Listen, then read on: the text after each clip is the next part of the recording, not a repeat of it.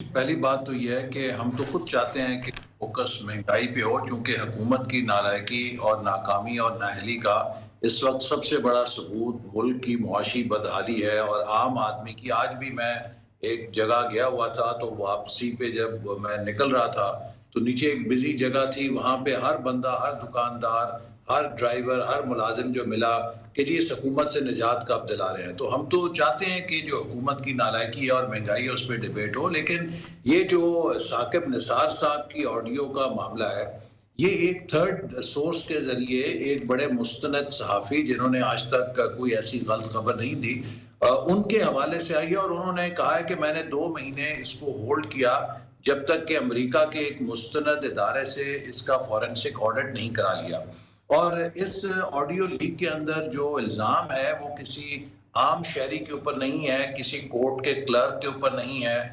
کسی سرکاری سیکشن افسر کے اوپر نہیں ہے، بلکہ اس وقت کے سپریم کورٹ کے چیف جسٹس کے پاس۔ آپ نے کیونکہ 2-3 دفعہ ذکر کیا کہ اگر آپ لوگوں کی آڈیو ہوتی یا ویڈیو ہوتی تو آپ اس کے اوپر کیا ایکشن لیتے، تو اب میرے خیال سے وہ وقت آ گیا ہے۔ مریم نواز نے آج ایکسیپٹ بھی کیا، خیر کافی دلیرانہ تھا۔ پہلے تو آپ تعریف سن لیں کہ جی بہت اچھا کیا، آپ مسکرا بھی رہے تھے جب مریم نواز نے کہا کہ وہ آواز میری ہے، میں یہ نہیں کہوں گی کہ جو میری آڈیو لیک ہوئی ہے وہ میری آواز نہیں ہے، تو میں نے آپ کے چہرے پہ اس ٹائم پہ ایک کانفیڈنٹ مسکراہٹ دیکھی۔ چلیے جی، اب کیونکہ مریم نواز نے مان لیا کہ وہ آڈیو ان کی ہے، اور میں اس آڈیو کے حوالے سے بات کر رہی ہوں جس کے اندر وہ چینلز کا نام لے کر کے کہہ رہی ہیں کہ ان کو اشتہارات نہیں جائیں گے۔ فرسٹ اینڈ فرسٹ سر یہ کون سے اشتہاروں کی بات ہو رہی ہے؟ یہ پی ایم ایل این کے اشتہاروں کی بات ہو رہی ہے، سرکاری اشتہاروں کی بات ہو رہی ہے؟ پہلے مجھے یہ کلیئر کیجئے، پھر میں اگلا سوال رکھوں گی۔ دیکھیے، میں سمجھتا ہوں کہ اس پوری آڈیو کے اندر کسی جگہ یہ نہیں انہوں نے کہا کہ فلاں فلاں چینل کو سرکاری اشتہار نہیں جانے چاہیے، اور ایک پولیٹیکل پارٹی سے تعلق رکھتے ہوئے یہ کسی کا بھی فرض ہے، جیسے کہ کوئی بزنس کا کنسرن ہو یا کوئی فرد ہو جو ایڈورٹائزنگ کرتا ہے، وہ اپنا میڈیم خود چوز کرتا ہے کہ کس کو دینا ہے کس کو نہیں دینا۔ تو لہٰذا وہ یقیناً جو اس میں بات کر رہی ہیں وہ مسلم لیگ نون کی پبلسٹی کیمپین کے حوالے سے کر رہی ہیں، اور یہ مسلم لیگ نون کا استحقاق ہے کہ وہ کس چینل کو اشتہار دینا چاہتی ہے، کس کو نہیں دینا چاہتی۔ لہٰذا اس کو یہ زبردستی معنی پہنا دینا کہ وہ سرکاری اشتہاروں کی بات ہے، میرا خیال ہے درست نہیں۔ یعنی کہ اگر میں احسن اقبال صاحب جو کہ ہمارے سیکریٹری جنرل ہیں پی ایم ایل این کے اور بڑی اپوزیشن جماعت کے، اگر ان کی بات کو میں انڈرسٹینڈ صحیح کر پائی ہوں تو احسن صاحب میں ریپیٹ کر رہی ہوں کہ احسن اقبال یہ کہہ رہے ہیں کہ جو آڈیو لیک ہوئی ان کے اندر جن اشتہارات کا ذکر کر رہی ہیں وہ مریم نواز حکومتی اشتہارات کا نہیں بلکہ پارٹی کے اشتہارات یعنی پی ایم ایل این کے اشتہارات کا ذکر کر رہی ہیں۔ If that is the case پھر تو اٹس نو بڈیز کنسرن کہ وہ کچھ بھی پوچھے، لیکن سر جو آپ یہاں پر شو میں کہہ رہے ہیں آپ اس حوالے سے انکوائری کے لیے تیار ہے؟ کیونکہ ابھی شو میں آنے سے پہلے میں فواد چودھری صاحب کو سن رہی تھی، انہوں نے ایف آئی اے کو ہدایت بھی کر دی ہے کہ وہ اس معاملے کو پروب کریں، کیونکہ مریم نواز بقول فواد چودھری صاحب کے ان کے پاس کوئی حیثیت نہیں تھی، کوئی کیپیسٹی میں وہ یہ چیز نہیں کر سکتی کہ کسی بھی چینل کے اشتہارات بند کریں۔ تو are you ready for another investigation sir? دیکھیے، میں پھر آپ کو یہ بات دہراؤں گا کہ کسی بھی پولیٹیکل پارٹی کا استحقاق ہے کہ وہ کس کو اشتہار دے کس کو نہ دے، چونکہ جو اشتہار دینے کا طریقہ ہوتا ہے اس میں ایک کرائیٹیریا ہوتا ہے، اور وہ کرائیٹیریا یہ ہوتا ہے کہ آپ کی جو ٹارگٹ آڈینس ہے اس کے لیے کون سا میڈیم آپ کو سوٹ کرتا ہے، اور یہ جو ایڈورٹائزر ہے جو بھی کوئی اشتہار دے رہا ہے اس کی یہ چوائس ہوتی ہے کہ وہ اپنی ٹارگٹ آڈینس کے حوالے سے اپنے میڈیم کا انتخاب کرے۔ تو اس لیے میں سمجھتا ہوں کہ یہ ایک نہایت ہی بے تکی بات ہے، نہایت ہی ایک نان ٹیکنیکل بات ہے۔ جن لوگوں کا مارکیٹنگ کے ساتھ تعلق ہے وہ سب جانتے ہیں کہ ہمیشہ ایڈورٹائزنگ ریونیو آپ اپنی ٹارگٹ آڈینس کے حوالے سے چوز کرتے ہیں، اور اس کے لیے آپ اپنی جو ثوابدید ہے یا جو آپ کی اپنی ڈیسیجن میکنگ ہے وہ کرتے ہیں، اس کے آپ با اختیار ہوتے ہیں۔ لہٰذا مسلم لیگ نون نے کس کو اشتہار دینا ہے کس کو نہیں اشتہار دینا اس پہ ہم اپنے خود مختار ہیں۔ ڈیفینیٹلی یہ بالکل پارٹی کا پریروگیٹو ہے۔ سوال وہی ہے، قطع کلامی کی معافی چاہتی ہوں کیونکہ بات لمبی ہو جائے گی، سوال وہی ہے کہ سرکمسٹانشیل جو ایویڈنسز ہیں ان کو پرکھنے کا معیار کیا ہے؟ کوئی تو ایسی کورٹ ہوگی، کوئی تو ایسی عدالت ہوگی جس کے اوپر پی ایم ایل این کو اعتماد ہوگا، اس میں لے کر کے جائیے تاکہ وہاں پہ آگے لیگلی یہ چیز جو ہے پروو ہوں، کیونکہ یوں لگ رہا ہے کہ آپ لوگ صرف سیاسی طور پر ان چیزوں کو ڈیل کر رہے ہیں، اور یقین جانیے سیاسی طور پر اگر آپ ڈیل کریں گے یہ آپ کو بھی پتا ہے کیونکہ آپ اتنے پرانے سیاستدان ہیں کہ اس سے آپ کو کوئی فائدہ نہیں ہونے والا۔ کورٹ آف لا کے اندر آپ کب جا رہے ہیں سر؟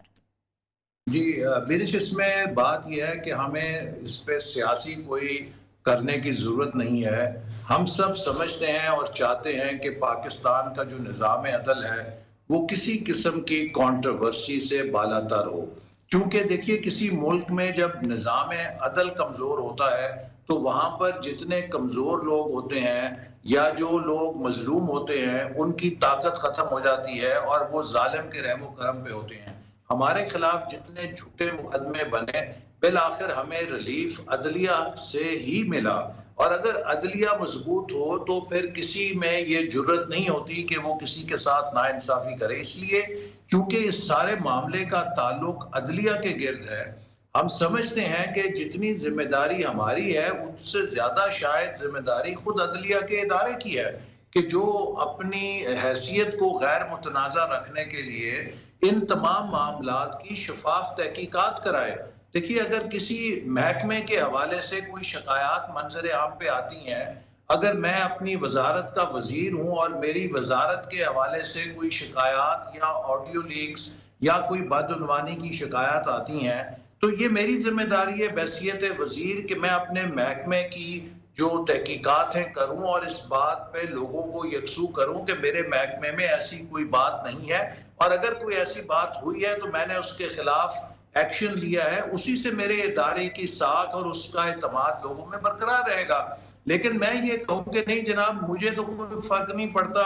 جو باتیں میرے ادارے کے بارے میں کی جا رہی ہیں. جج ارشد ملک کے خلاف ایکشن ہوا, ان کو نوکری سے جانا پڑا, لیکن آپ کو اپنی سزائیں ختم کرانے کے لیے پی ایم ایل این کو اپنے ریلیف کے لیے خود کورٹ جانا پڑے گا. سر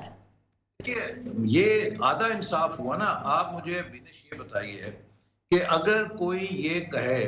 کہ فلاں صاحب اس لائق نہیں کہ وہ ایگزامنر رہیں اور وہ پرچے مارک کرنے کے اہل نہیں ہیں, لیکن فلاں بندے کو وہ نہ فیل کر گئے ہیں وہ ٹھیک کر گئے ہیں, یہ کون سا انصاف ہے کہ آپ یہ کہیں کہ ارشد ملک